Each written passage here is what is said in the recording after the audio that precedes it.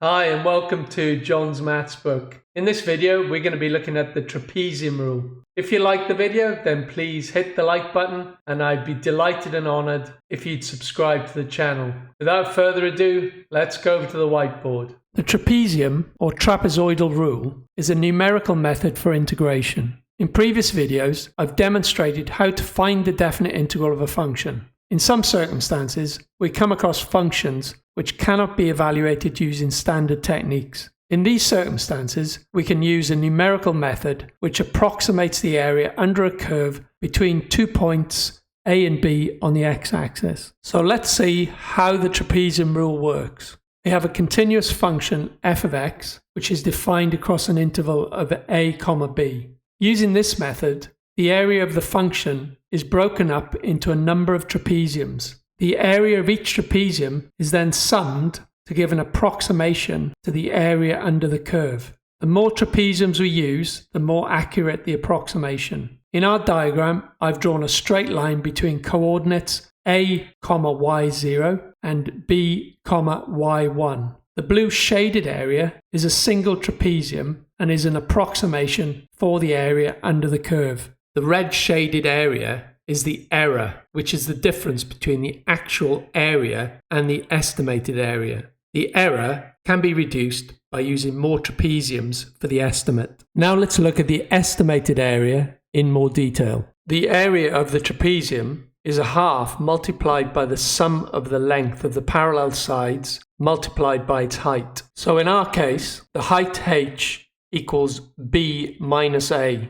And the sum of the length of the parallel sides is y0 plus y1. So the total area is 1/2 times h multiplied by y0 plus y1. Let's extend this idea further, and this time use 4 trapeziums of equal height to h to calculate the estimated area, and let's denote the number of trapeziums we use by n. So therefore, in this case, n equals 4, and the height h of each trapezium is h equals b minus a divided by n. Now, if we sum the area of each of the 4 trapeziums, we will be able to estimate the total area under the curve for the interval AB. Starting with area 1, the blue shaded region, its area is h divided by 2 and multiplied by the sum of the length of the parallel sides y0 and y1. Area 2, the green shaded region, is h divided by 2 multiplied by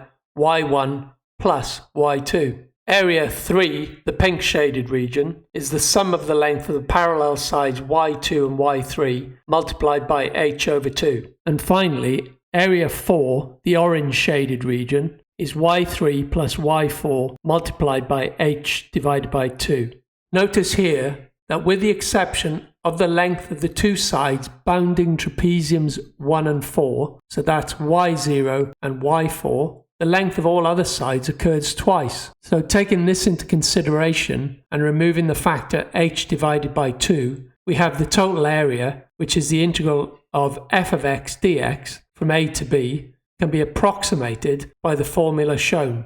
Perhaps a better way of remembering this approximation is the width divided by 2, or in our case h divided by 2, multiplied by the first height, which in our case is y0, plus 2 times the heights in the middle, plus the last height yn, where yn in our case is y4. And a more general formula where we have n trapeziums and therefore n plus 1 trapezium heights to consider is shown here. Now let's look at an example using the trapezium rule. So let's suppose we want to integrate x squared from 1 to 4. If we graph y equals x squared along the interval 1 to 4, we can see the area under the graph, here shaded in orange, that we will attempt to approximate using the trapezium rule. Let's first integrate it in the normal way to find the area we're looking for. After integrating, we have x cubed divided by 3 evaluated between the limits 1 and 4. Working this through, we get a value of 21.